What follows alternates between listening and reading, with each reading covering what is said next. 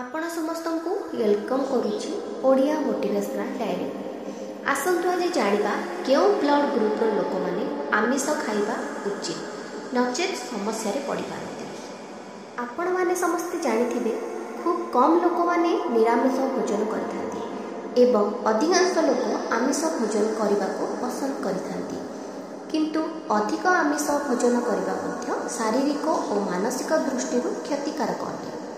आसतु केउ blood group विशिष्ट लोक आमिष सेवन करेंगे एवं केउ लोक आमिष सेवन करें नहीं से विषय जानिबा। वैज्ञानिक मानक गवेषणार जनापड़ी जे किछि ब्लड ग्रुप लोक माने अधिक मात्रा रे आमिष भोजन करने उचित नुहे। सात्विक और पौष्टिक आहार मध्य आम शरीर पर निहाती जरूरी अटे। गवेषक मानक मତରେ जदि ब्लड ग्रुप अनुसार पोषणयुक्त खाद्य सेवन कले मनीष सर्वदा सुस्थ रहिबा सहित आयु रे वृद्धि हब, कारण खाद्य सहित आम ब्लड ग्रुप सीधा सड़क संयोग रही। ब्लड ग्रुप 4टी भाग में विभक्त से गुड़िक हूँ blood group O, blood group A, blood group B और blood group A B.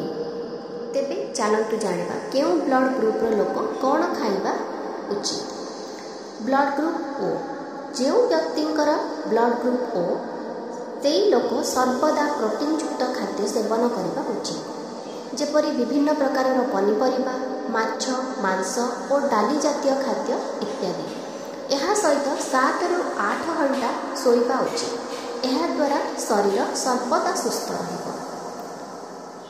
Second, blood group ए, जो व्यक्तिंकर ब्लड ग्रुप ए सही लोक सर्वदा सबुज पनीपरिबा अधिक खाइबा उचित। यह सहित शाग जातीय खाद्य प्रत्येक दिन खाइले शरीर में रोग प्रतिरोधक शक्ति बढ़ाई थाए एवं शरीर सुस्थ होता है।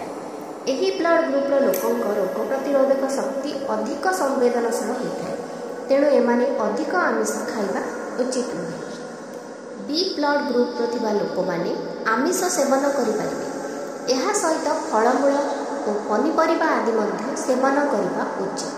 यही ब्लड ग्रुप थिबा लोक मानकर पाचन तंत्र बहुत सुदृढ़ रही है, तेणु एमानक शरीर में केबे भी चर्बी अधिक होई न थाए। एबी ब्लड ग्रुप थिबा लोक मानकु सर्वदा निज स्वास्थ्य को नहीं सचेतन रहिबा उचित। एमानकु निज खाद्यपेय उपरे सर्वदा ध्यान रखिबा आवश्यकता रही। एमाने शस्ययुक्त खाद्य एवं सबुज पनीपरिबा अधिक परिमाण रे सेवन करबा उचित। एही भली किछि नुआ नुआ विषय रे जानिबा पई हेले आपण ओडिया मोटिवेशनल डायरी को सब्सक्राइब कर दियंतु, लाइक और शेयर करबा को जमा भी भूलंतु।